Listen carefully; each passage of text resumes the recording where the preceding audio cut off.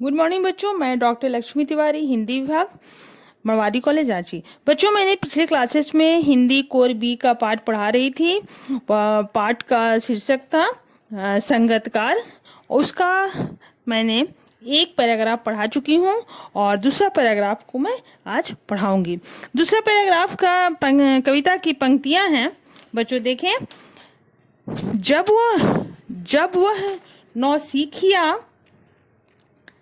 वह नौसिखिया थी जब वो नौसिखिया था, तार सप्तक में जब बैठने लगता है उसका गला, प्रेरणा साथ छोड़ती हुई उत्साह अस्त होता हुआ, आवाज से राख जैसा कुछ गिरता हुआ, तभी मुख्य गायक को ढाढ़स बंधाता कहीं से चला आता है संगीतकार का स्वर। कभी कभी वह यूं ही दे देता है उसका साथ, यह बताने के लिए कि वह अकेला नहीं है और यह कि फिर से गाया जा सकता है।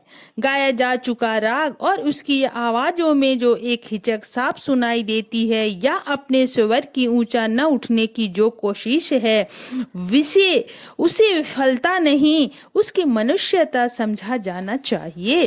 तो बच्चों, इस पंक्तियां का अर्थ हम लोग देखते हैं।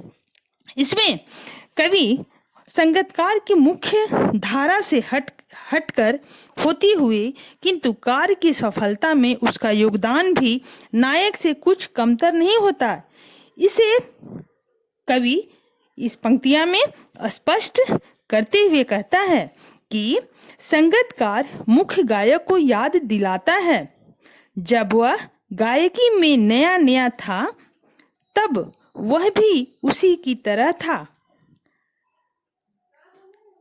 गाते समय जब उसका गला बैठने लगता है, अर्थात कार्य करते हुए जब मुख्य धारा का व्यक्ति थकान महसूस करता है, तब संगीतकार की भूमिका महत्वपूर्ण हो जाती है।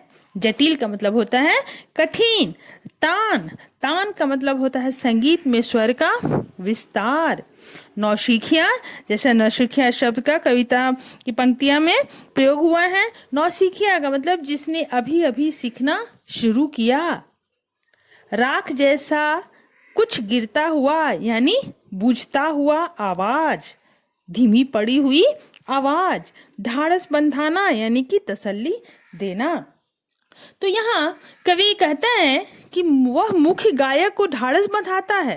वह ढाढ़स बंधाता हुआ अपनी स्वर लहरी को अनवरत बनाए रखता है, शायद यह बताने के लिए कि वह अकेला नहीं है और उसके गायन की पुनरावृत्ति की जा सकती है। कवि कहता है कि ऐसा करने में उसके स्वर के उठने वाली हिचकियों का स्वर को ऊंचा उठाने की कोशिश को संगीतकार की विफलता नहीं, प्रत्युक्त मनुष्यता का नाम दिया जाना चाहिए, समझा जाना चाहिए।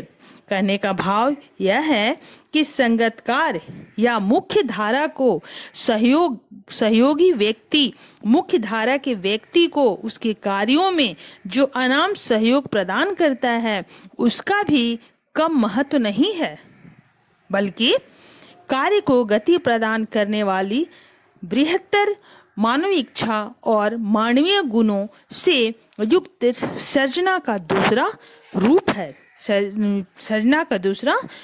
है। तो यहाँ कविता की पंक्तियां समाप्त होती हैं। बस 2 ही पैराग्राफ था इसमें।